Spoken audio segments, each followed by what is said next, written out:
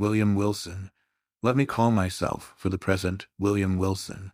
The fair page now lying before me need not be sullied with my real appellation. This has been already too much an object for the scorn, for the horror, for the detestation of my race. To the uttermost regions of the globe have not the indignant winds brooded its unparalleled infamy. O, outcast of all outcasts, most abandoned! To the earth art thou not forever dead, to its honors, to its flowers, to its golden aspirations. And a cloud, dense, dismal, and limitless, does it not hang eternally between thy hopes and heaven? I would not, if I could, here or today, embody a record of my later years of unspeakable misery and unpardonable crime. This epoch, these later years, took unto themselves a sudden elevation in turpitude, whose origin alone it is my present purpose to assign. Men usually grow base by degrees. From me, in an instant, all virtue dropped bodily as a mantle.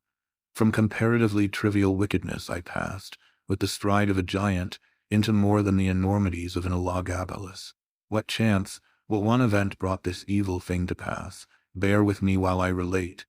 Death approaches, and the shadow which foreruns him has thrown a softening influence over my spirit. I long, in passing through the dim valley, for the sympathy, I had nearly said for the pity, of my fellow men. I would fain have them believe that I have been, in some measure, the slave of circumstances beyond human control. I would wish them to seek out for me, in the details I am about to give, some little oasis of fatality amid a wilderness of error. I would have them allow, what they cannot refrain from allowing, that, although temptation may have erewhile existed as great, man was never thus, at least, tempted before, certainly, never thus fell. And is it therefore that he has never thus suffered? Have I not indeed been living in a dream? And am I not now dying a victim to the horror and the mystery of the wildest of all sublunary visions? I am the descendant of a race whose imaginative and easily excitable temperament has at all times rendered them remarkable, and, in my earliest infancy, I gave evidence of having fully inherited the family character. As I advanced in years it was more strongly developed, becoming, for many reasons, a cause of serious disquietude to my friends, and of positive injury to myself. I grew self-willed, addicted to the wildest caprices, and a prey to the most ungovernable passions. Weak-minded, and beset with constitutional infirmities akin to my own, my parents could do but little to check the evil propensities which distinguished me. Some feeble and ill-directed efforts resulted in complete failure on their part, and, of course, in total triumph on mine. Thenceforward my voice was a household law, and at an age when few children have abandoned their leading strings, I was left to the guidance of my own will, and became, in all but name, the master of my own actions. My earliest recollections of the school life are connected with a large, rambling Elizabethan house in a misty-looking village of England, where were a vast number of gigantic and gnarled trees, and where all the houses were excessively ancient. In truth, it was a dreamlike and spirit-soothing place, that venerable old town. At this moment in fancy, I feel the refreshing chilliness of its deeply shadowed avenues, inhale the fragrance of its thousand shrubberies, and thrill anew with undefinable delight at the deep hollow note of the church bell, breaking, each hour, with sullen and sudden roar, upon the stillness of the dusky atmosphere in which the fretted Gothic steeple lay embedded and asleep. It gives me, perhaps, as much of pleasure as I can now in any manner experience, to dwell upon minute recollections of the school and its concerns. Steeped in misery as I am, misery, alas, only too real, I shall be pardoned for seeking relief, however slight and temporary, in the weakness of a few rambling details. These, moreover, utterly trivial and even ridiculous in themselves, assume, to my fancy, adventitious importance, as connected with a period and a locality when and where I recognize the first ambiguous monitions of the destiny which afterwards so fully overshadowed me. Let me then remember. The house, I have said, was old and irregular. The grounds were extensive, and a high and solid brick wall, topped with a bed of mortar and broken glass, encompassed the whole. This prison-like rampart formed the limit of our domain. Beyond it we saw but thrice a week, once every Saturday afternoon, when, attended by 2 ushers, We were permitted to take brief walks in a body through some of the neighboring fields, and twice during Sunday, when we were paraded in the same formal manner to the morning and evening service in the one church of the village. Of this church the principal of our school was pastor. With how deep a spirit of wonder and perplexity was I wont to regard him from our remote pew in the gallery, as, with steps solemn and slow, he ascended the pulpit. This reverend man, with countenance so demurely benign, with robes so glossy and so clerically flowing, with wigs so minutely powdered, so rigid and so vast. Could this be he who, of late, with sour visage and in snuffy habiliments, administered, ferule in hand, the draconian laws of the academy? Oh, gigantic paradox, too utterly monstrous for solution. At an angle of the ponderous wall frowned a more ponderous gate. It was riveted and studded with iron bolts, and surmounted with jagged iron spikes. What impressions of deep awe did it inspire! It was never opened save for the 3 periodical aggressions and ingressons already mentioned. Then, in every creak of its mighty hinges, we found a plenitude of mystery, a world of matter for solemn remark, or for more solemn meditation. The extensive enclosure was irregular in form, having many capacious recesses. Of these, 3 or 4 of the largest constituted the playground. It was level, and covered with fine hard gravel. I well remember it had no trees, nor benches, nor anything similar within it. Of course it was in the rear of the house. In front lay a small parterre, planted with box and other shrubs, but through this sacred division we passed only upon rare occasions indeed, such as a first advent to school or final departure thence, or perhaps, when a parent or friend having called for us, we joyfully took our way home for the Christmas or midsummer holidays. But the house, how quaint an old building was this! To me how veritably a palace of enchantment! There was really no end to its windings, to its incomprehensible subdivisions. It was difficult, at any given time, to say with certainty upon which of its 2 stories one happened to be. From each room to every other there were sure to be found 3 or 4 steps either in ascent or descent. Then the lateral branches were innumerable, inconceivable, and so returning in upon themselves, that our most exact ideas in regard to the whole mansion were not very far different from those with which we pondered upon infinity. During the 5 years of my residence here, I was never able to ascertain with precision in what remote locality lay the little sleeping apartment assigned to myself and some 18 or 20 other scholars. The schoolroom was the largest in the house, I could not help thinking, in the world. It was very long, narrow, and dismally low, with pointed Gothic windows and a ceiling of oak. In a remote and terror-inspiring angle was a square enclosure of 8 or 10 feet, comprising the sanctum, during hours, of our principal, the Reverend Dr. Bransby. It was a solid structure, with massy door, sooner than open which in the absence of the dominie, we would all have willingly perished by the pain forte et dure. In other angles were 2 other similar boxes, far less reverenced indeed, but still greatly matters of awe. One of these was the pulpit of the classical usher, one of the English and mathematical.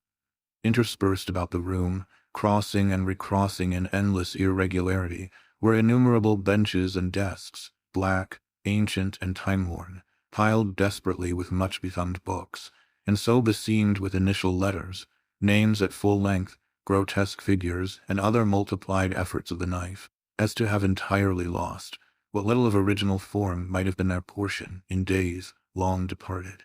A huge bucket with water stood at one extremity of the room, and a clock of stupendous dimensions at the other. Encompassed by the massy walls of this venerable academy, I passed, yet not in tedium or disgust, the years of the 3rd lustrum of my life. The teeming brain of childhood requires no external world of incident to occupy or amuse it, and the apparently dismal monotony of a school was replete with more intense excitement than my riper youth has derived from luxury, or my full manhood from crime. Yet I must believe that my first mental development had in it much of the uncommon, even much of the outre. Upon mankind at large, the events of very early existence rarely leave in mature age any definite impression. All is gray shadow, a weak and irregular remembrance, an indistinct regathering of feeble pleasures and phantasmagoric pains. With me this is not so. In childhood, I must have felt with the energy of a man what I now find stamped upon memory in lines as vivid, as deep, and as durable as the exurgs of the Carthaginian nettles. Yet in the fact of the world's view, how little was there to remember. The morning's awakening, the nightly summons to bed, the connings, the recitations, the periodical half-holidays and perambulations, the playground with its broils, its pastimes, its intrigues. These, by a mental sorcery long forgotten, were made to involve a wilderness of sensation, a world of rich incident, an universe of varied emotion, of excitement the most passionate and spirit-stirring. O le bon temps, questi cycle defer! In truth, the ardor, the enthusiasm, and the imperiousness of my disposition soon rendered me a marked character among my schoolmates, and by slow but natural gradations gave me an ascendancy over all not greatly older than myself, over all with a single exception. This exception was found in the person of a scholar, who, although no relation, bore the same Christian and surname as myself, a circumstance, in fact, little remarkable, for notwithstanding a noble descent, mine was one of those everyday appellations which seem, by prescriptive right, to have been, time out of mind, the common property of the mob. In this narrative, I have therefore designated myself as William Wilson, a fictitious title not very dissimilar to the real. My namesake alone, of those who in school phraseology constituted, are set, presumed to compete with me in the studies of the class, in the sports and broils of the playground, to refuse implicit belief in my assertions, and submission to my will, indeed, to interfere with my arbitrary dictation in any respect whatsoever. If there is on earth a supreme and unqualified despotism, it is the despotism of a mastermind in boyhood over the less energetic spirits of its companions. Wilson's rebellion was to me a source of the greatest embarrassment, the more so as, in spite of the bravado with which in public I made a point of treating him and his pretensions, I secretly felt that I feared him, and could not help thinking the equality which he maintained so easily with myself a proof of his true superiority, since not to be overcome cost me a perpetual struggle. Yet this superiority, even this equality, was in truth acknowledged by no one but myself. Our associates, by some unaccountable blindness, seemed not even to suspect it. Indeed, his competition, his resistance, and especially his impertinent and dogged interference with my purposes, were not more pointed than private. He appeared to be destitute alike of the ambition which urged, and of the passionate energy of mind which enabled me to excel. In his rivalry he might have been supposed actuated solely by a whimsical desire to thwart, astonish, or mortify myself, although there were times when I could not help observing, with a feeling made up of wonder, abasement, and pique, that he mingled with his injuries, his insults, or his contradictions, a certain most inappropriate, and assuredly most unwelcome affectionateness of manner. I could only conceive this singular behavior to arise from a consummate self-conceit, assuming the vulgar airs of patronage and protection.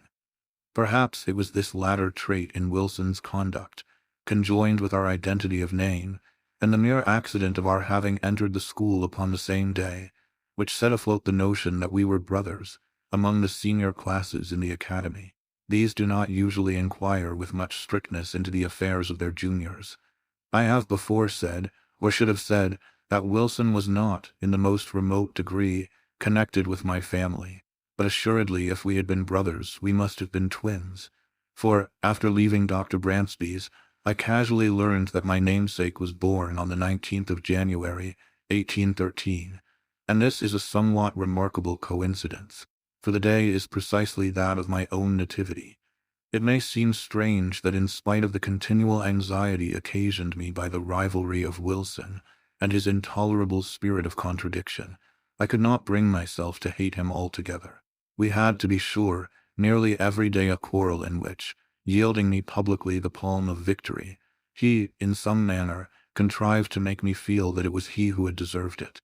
Yet a sense of pride on my part, and a veritable dignity on his own, kept us always upon what are called speaking terms, while there were many points of strong congeniality in our tempers, operating to awake me in a sentiment which our position alone, perhaps, prevented from ripening into friendship. It is difficult, indeed, to define or even to describe my real feelings towards him. They formed a motley and heterogeneous admixture, some petulant animosity, which was not yet hatred, some esteem, more respect, much fear, with a world of uneasy curiosity. To the moralist it will be unnecessary to say, in addition, that Wilson and myself were the most inseparable of companions. It was no doubt the anomalous state of affairs existing between us which turned all my attacks upon him, and they were many, either open or covert, into the channel of banter or practical joke, giving pain while assuming the aspect of mere fun, rather than into a more serious and determined hostility. But my endeavors on this head were by no means uniformly successful, even when my plans were the most wittily concocted. For my namesake had much about him, in character, of that unassuming and quiet austerity which, while enjoying the poignancy of its own jokes, has no heel of Achilles in itself, and absolutely refuses to be laughed at. I could find, indeed, but one vulnerable point, and that lying in a personal peculiarity, arising, perhaps, from constitutional disease, would have been spared by any antagonist less at his wit's end than myself. My rival had a weakness in the vocal or guttural organs, which precluded him from raising his voice at any time above a very low whisper. Of this defect I did not fail to take what poor advantage lay in my power. Wilson's retaliations in kind were many, and there was one form of his practical wit that disturbed me beyond measure. How his sagacity first discovered at all that so petty a thing would vex me is a question I never could solve, but having discovered, he habitually practiced the annoyance.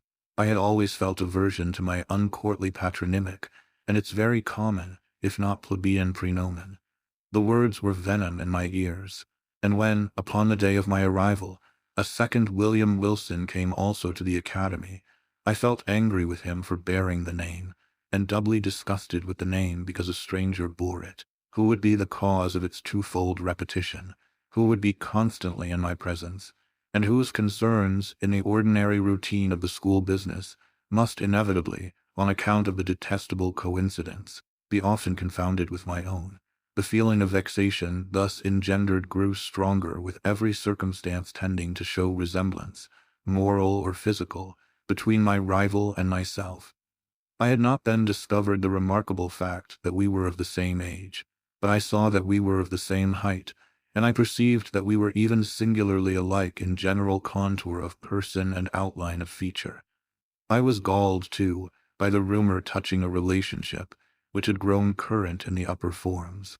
In a word, nothing could more seriously disturb me, although I scrupulously concealed such disturbance, than any allusion to a similarity of mind, person, or condition existing between us.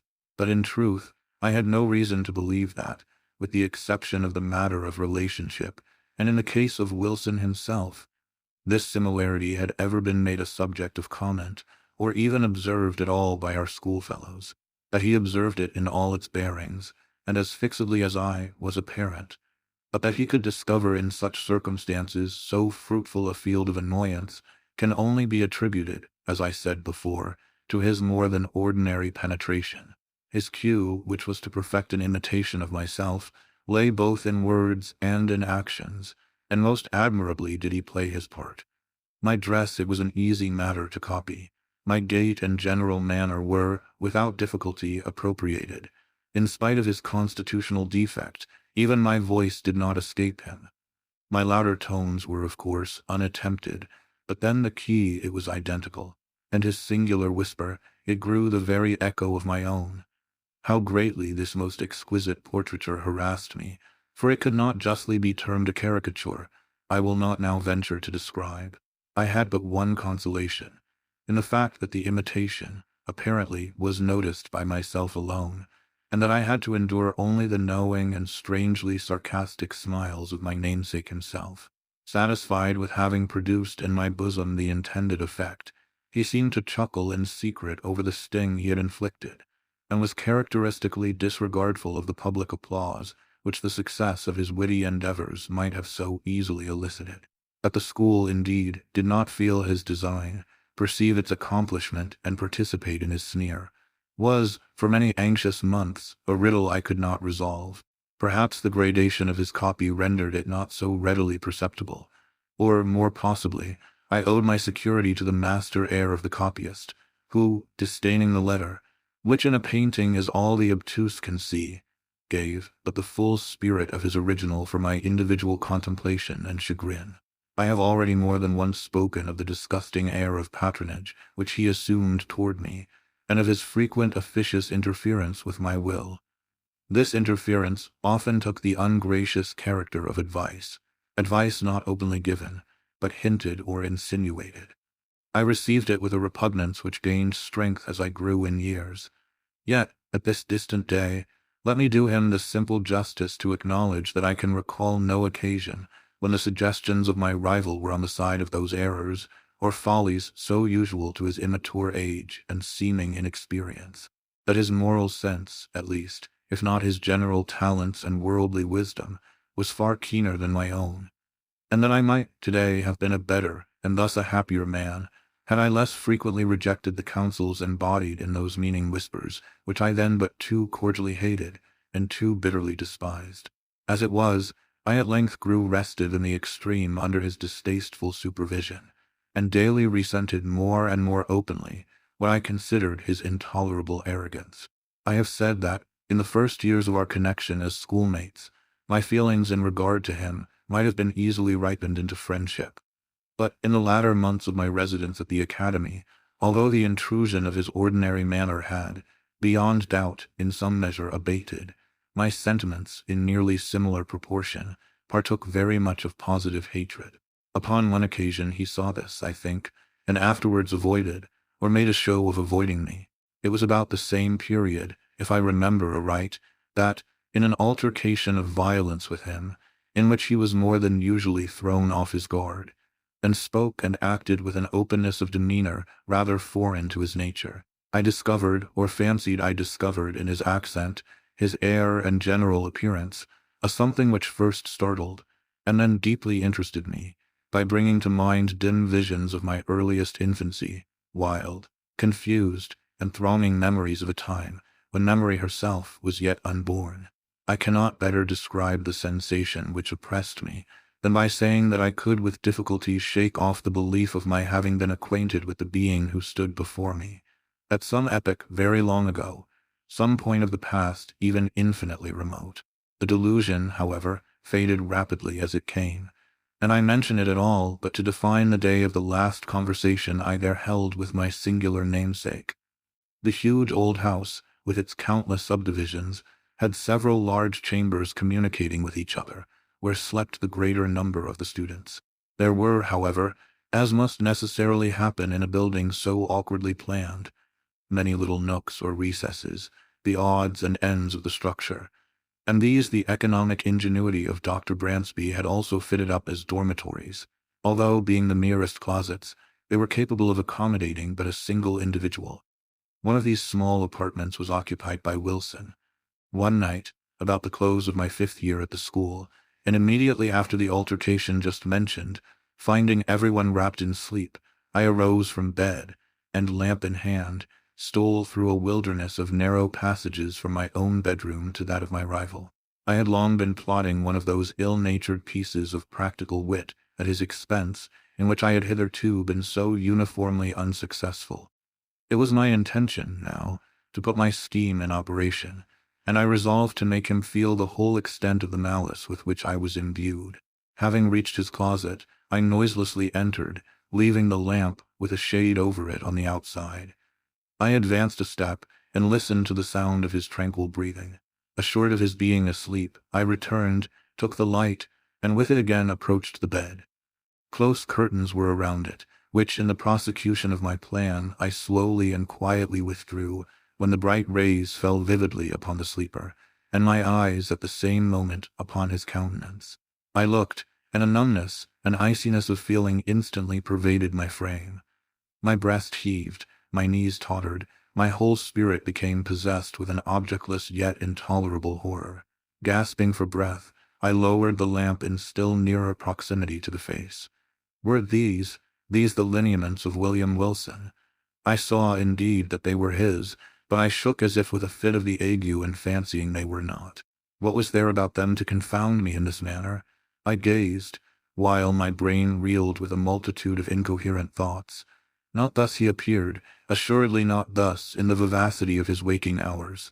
The same name, the same contour of person, the same day of arrival at the academy, and then his dogged and meaningless imitation of my gait, my voice, my habits, and my manner. Was it, in truth, within the bounds of human possibility, that what I now saw was the result, merely, of the habitual practice of this sarcastic imitation? Awe-stricken and with a creeping shudder, I extinguished the lamp, passed silently from the chamber, and left, at once, the halls of that old academy, never to enter them again. After a lapse of some months, spent at home in mere idleness, I found myself a student at Eton. The brief interval had been sufficient to enfeeble my remembrance of the events at Dr. Bransby's, or at least to effect a material change in the nature of the feelings with which I remembered them. The truth, the tragedy of the drama was no more. I could now find room to doubt the evidence of my senses, and seldom called up the subject at all, but with wonder at extent of human credulity, and a smile at the vivid force of the imagination which I hereditarily possessed. Neither was this species of skepticism likely to be diminished by the character of the life I led at Eton. The vortex of thoughtless folly into which I there so immediately and so recklessly plunged, washed away all but the froth of my past hours, engulfed at once every solid or serious impression, and left to memory only the veriest levities of a former existence. I do not wish, however, to trace the course of my miserable profligacy here, a profligacy which set at defiance the laws, while it eluded the vigilance of the institution. 3 years of folly, passed without profit, had but given me rooted habits of vice, and added, in a somewhat unusual degree, to my bodily stature, when, after a week of soulless dissipation, I invited a small party of the most dissolute students to a secret carousal in my chambers. We met at a late hour of the night, for our debaucheries were to be faithfully protracted until morning. The wine flowed freely, and there were not wanting other and perhaps more dangerous seductions, so that the grey dawn had already faintly appeared in the east, while our delirious extravagance was at its height. Madly flushed with cards and intoxication, I was in the act of insisting upon a toast of more than wonted profanity, when my attention was suddenly diverted by the violent, although partial unclosing of the door of the apartment, and by the eager voice of a servant from without. He said that some person, apparently in great haste, demanded to speak with me in the hall. Wildly excited with wine, the unexpected interruption rather delighted than surprised me. I staggered forward at once, and a few steps brought me to the vestibule of the building. In this low and small room there hung no lamp, and now no light at all was admitted, save that of the exceedingly feeble dawn which made its way through the semicircular window.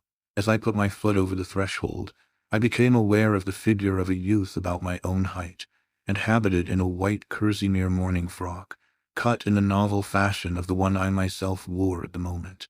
This the faint light enabled me to perceive, but the features of his face I could not distinguish. Upon my entering he strode hurriedly up to me, and seizing me by the arm with a gesture of petulant impatience, whispered the words, "William Wilson," in my ear. I grew perfectly sober in an instant. There was that in the manner of the stranger, and in the tremulous shake of his uplifted finger, as he held it between my eyes and the light, which filled me with unqualified amazement. But it was not this which had so violently moved me. It was the pregnancy of solemn admonition in the singular, low, hissing utterance, and above all, it was the character, the tone, the key of those few, simple and familiar, yet whispered syllables, which came with 1,000 thronging memories of bygone days, and struck upon my soul with the shock of a galvanic battery. Ere I could recover the use of my senses, he was gone. Although this event failed not of a vivid effect upon my disordered imagination, yet was it evanescent as vivid. For some weeks, indeed, I busied myself in earnest inquiry, or was wrapped in a cloud of morbid speculation. I did not pretend to disguise from my perception the identity of the singular individual who thus perseveringly interfered with my affairs, and harassed me with his insinuated counsel. But who and what was this Wilson? And whence came he? And what were his purposes? Upon neither of these points could I be satisfied. merely ascertaining in regard to him that a sudden accident in his family had caused his removal from Dr. Bransby's academy on the afternoon of the day in which I myself had eloped. But in a brief period I ceased to think upon the subject, my attention being all absorbed in a contemplated departure for Oxford. Thither I soon went, the uncalculating vanity of my parents furnishing me with an outfit and annual establishment, which would enable me to indulge at will in the luxury already so dear to my heart, to vie in profuseness of expenditure with the haughtiest heirs of the wealthiest earldoms in Great Britain. Excited by such appliances to vice, my constitutional temperament broke forth with redoubled ardor, and I spurned even the common restraints of decency in the mad infatuation of my revels. But it were absurd to pause in the detail of my extravagance. Let it suffice that among spendthrifts I out-Heroded Herod, and that, giving name to a multitude of novel follies, I added no brief appendix to the long catalogue of vices then usual in the most dissolute university of Europe. It could hardly be credited, however, that I had, even here, so utterly fallen from the gentlemanly estate, as to seek acquaintance with the vilest arts of the gambler by profession, and having become an adept in his despicable science, to practice it habitually as a means of increasing my already enormous income at the expense of the weak-minded among my fellow collegians. Such, nevertheless, was the fact, and the very enormity of this offense against all manly and honorable sentiment proved, beyond doubt, the main if not the sole reason of the impunity with which it was committed. Who, indeed, among my most abandoned associates, would not rather have disputed the clearest evidence of his senses than have suspected of such courses the gay, the frank, the generous William Wilson, the noblest and most liberal commoner at Oxford, him whose follies, said his parasites, were but the follies of youth and unbridled fancy, whose errors but inimitable whim, whose darkest vice but a careless and dashing extravagance. I had been now 2 years successfully busied in this way, when there came to the university a young parvenu nobleman, Glendinning, rich, said report, as Herod's Atticus, his riches, too, as easily acquired. I soon found him of weak intellect, and of course marked him as a fitting subject for my skill. I frequently engaged him in play, and contrived, with the gambler's usual art, to let him win considerable sums, the more effectually to entangle him in my snares.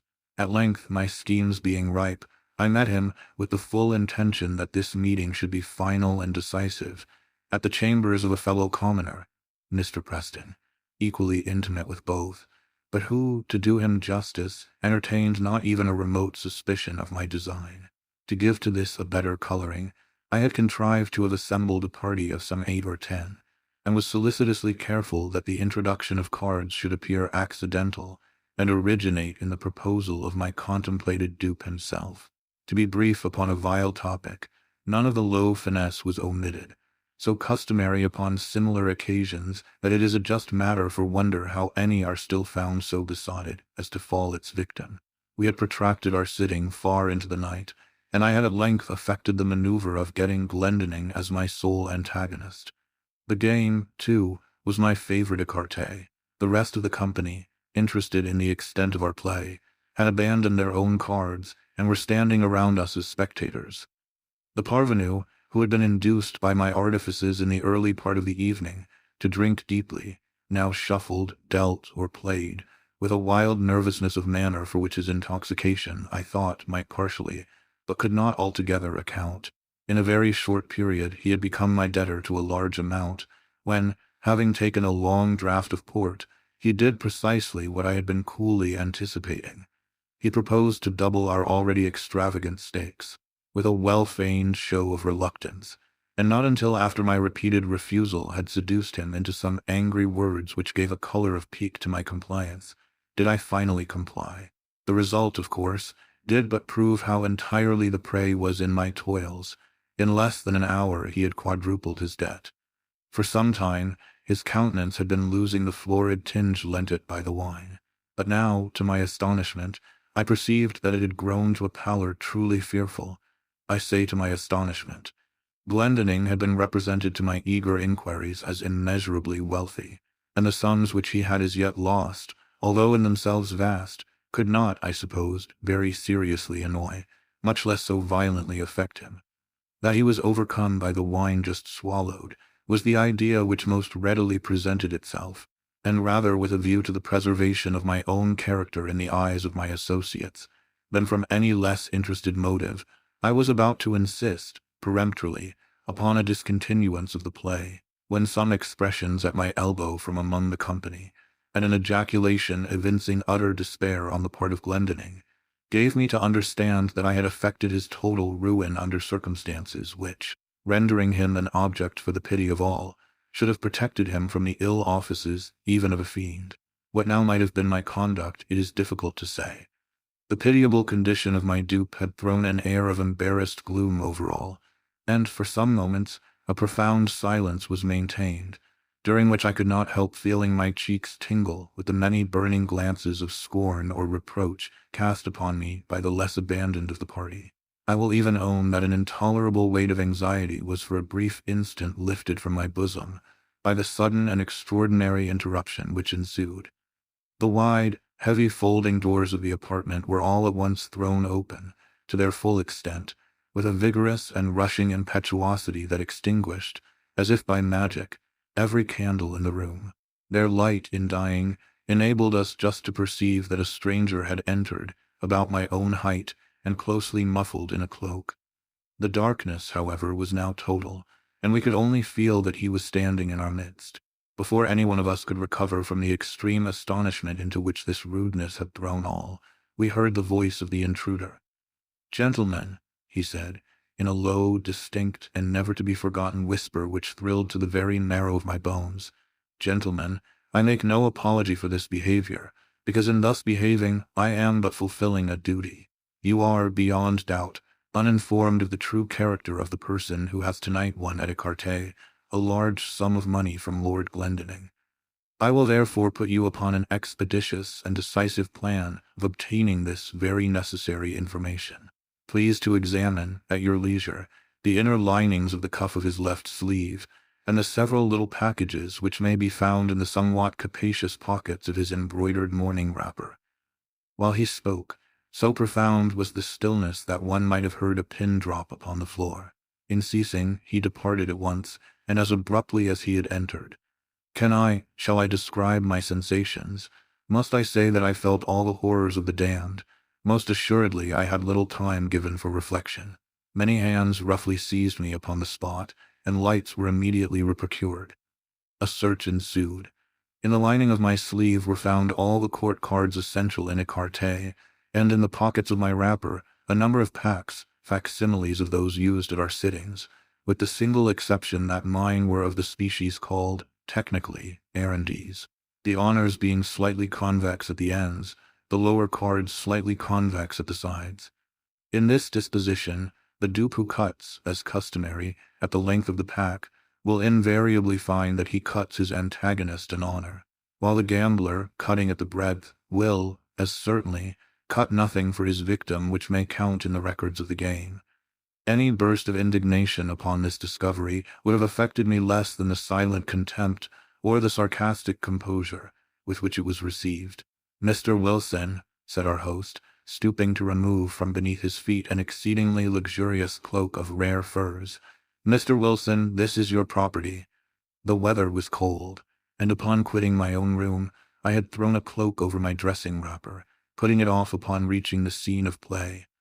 "I presume it is supererogatory to seek here, eyeing the folds of the garment with a bitter smile, for any farther evidence of your skill. Indeed, we have had enough. You will see the necessity, I hope, of quitting Oxford, at all events, of quitting instantly my chambers." Abased, humbled to the dust as I then was, it is probable that I should have resented this galling language by immediate personal violence, had not my whole attention been at the moment arrested by a fact of the most startling character. The cloak which I had worn was of a rare description of fur. How rare, how extravagantly costly, I shall not venture to say. Its fashion, too, was of my own fantastic invention, for I was fastidious to an absurd degree of coxcombry in matters of this frivolous nature. When, therefore, Mr. Preston reached me that which he had picked up upon the floor, and near the folding doors of the apartment, It was with an astonishment nearly bordering upon terror that I perceived my own already hanging on my arm, where I had no doubt unwittingly placed it, and that the one presented me was but its exact counterpart in even the minutest possible particular. The singular being who had so disastrously exposed me had been muffled, I remembered, in a cloak, and none had been worn at all by any of the members of our party, with the exception of myself. Retaining some presence of mind, I took the one offered me by Preston, placed it, unnoticed, over my own, left the apartment with a resolute scowl of defiance, and next morning ere dawn of day commenced a hurried journey from Oxford to the Continent in a perfect agony of horror and of shame. I fled in vain. My evil destiny pursued me as if in exultation, and proved, indeed, that the exercise of its mysterious dominion had as yet only begun. Scarcely had I set foot in Paris ere I had fresh evidence of the detestable interest taken by this Wilson in my concerns. Years flew while I experienced no relief. Villain, at Rome, with how untimely, yet with how spectral an officiousness, stepped he in between me and my ambition. At Vienna, too, at Berlin, and at Moscow, where, in truth, had I not bitter cause to curse him within my heart? From his inscrutable tyranny did I at length flee, panic-stricken, as from a pestilence, and to the very ends of the earth I fled in vain. And again, in secret communion with my own spirit, would I demand the questions, who is he? Whence came he? And what are his objects? But no answer was there found. And then I scrutinized, with a minute scrutiny, the forms and the methods and the leading traits of his impertinent supervision. But even here there was very little upon which to base a conjecture. It was noticeable, indeed, that in no one of the multiplied instances in which he had of late crossed my path had he so crossed it except to frustrate those schemes, or to disturb those actions, which, if fully carried out, might have resulted in bitter mischief. Poor justification this, in truth, for an authority so imperiously assumed. Poor indemnity for natural rights of self-agency so pertinaciously, so insultingly denied. I had also been forced to notice that my tormentor, for a very long period of time, while scrupulously and with miraculous dexterity maintaining his whim of an identity of apparel with myself, had so contrived it, in the execution of his varied interference with my will, that I saw not, at any moment, the features of his face. Be Wilson what he might, this at least was but the veriest of affectation, or of folly. Could he, for an instant, have supposed that, in my admonisher at Eton, in the destroyer of my honor at Oxford, in him who thwarted my ambition at Rome, my revenge at Paris, my passionate love at Naples, or what he falsely termed my avarice in Egypt, that in this, my archenemy and evil genius, could fail to recognize the William Wilson of my schoolboy days, the namesake, the companion, the rival, the hated and dreaded rival at Dr. Bransby's? Impossible, but let me hasten to the last eventful scene of the drama. Thus far I had succumbed supinely to this imperious domination. The sentiment of deep awe with which I habitually regarded the elevated character, the majestic wisdom, the apparent omnipresence and omnipotence of Wilson, added to a feeling of even terror, with which certain other traits in his nature and assumptions inspired me, had operated hitherto to impress me with an idea of my own utter weakness and helplessness, and to suggest an implicit, although bitterly reluctant submission, to his arbitrary will. But of late days I had given myself up entirely to wine, and its maddening influence upon my hereditary temper rendered me more and more impatient of control. I began to murmur, to hesitate, to resist, and was it only fancy which induced me to believe that, with the increase of my own firmness, that of my tormentor underwent a proportional diminution?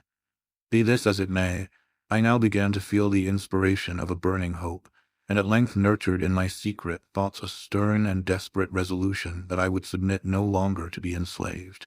It was at Rome, during the Carnival of 18, that I attended a masquerade in the palazzo of the Neapolitan Duke di Broglio.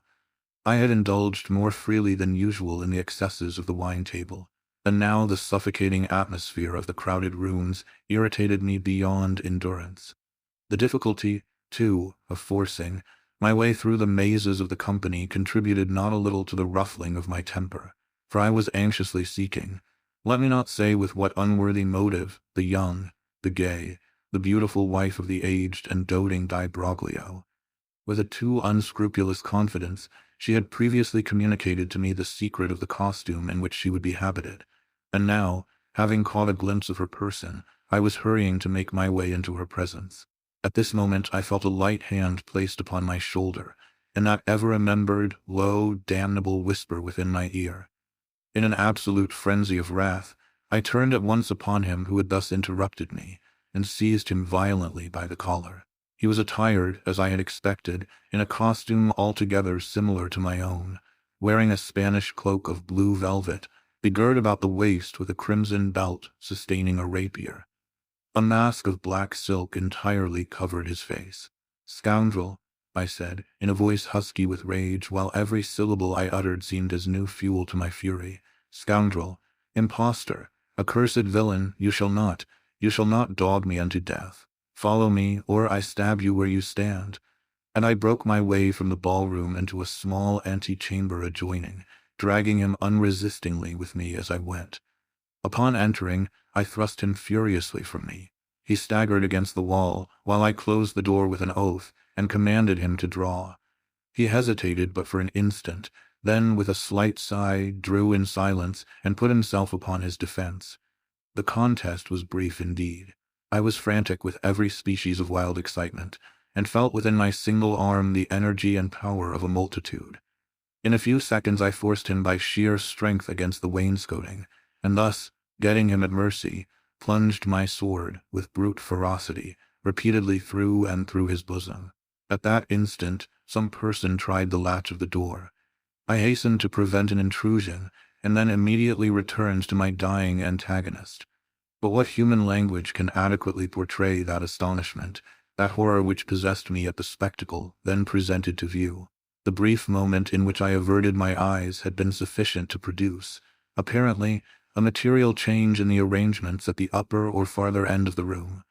A large mirror, so at first it seemed to me in my confusion, now stood where none had been perceptible before, and as I stepped up to it in extremity of terror, mine own image, but with features all pale and dabbled in blood, advanced to meet me with a feeble and tottering gait. Thus it appeared, I say, but was not. It was my antagonist, it was Wilson, who then stood before me in the agonies of his dissolution. His mask and cloak lay, where he had thrown them, upon the floor. Not a thread in all his raiment, not a line in all the marked and singular lineaments of his face which was not, even in the most absolute identity, mine own. It was Wilson, but he spoke no longer in a whisper, and I could have fancied that I myself was speaking while he said, "You have conquered, and I yield. Yet henceforward art thou also dead, dead to the world, to heaven and to hope. In me didst thou exist, and in my death see by this image, which is thine own, how utterly thou hast murdered thyself.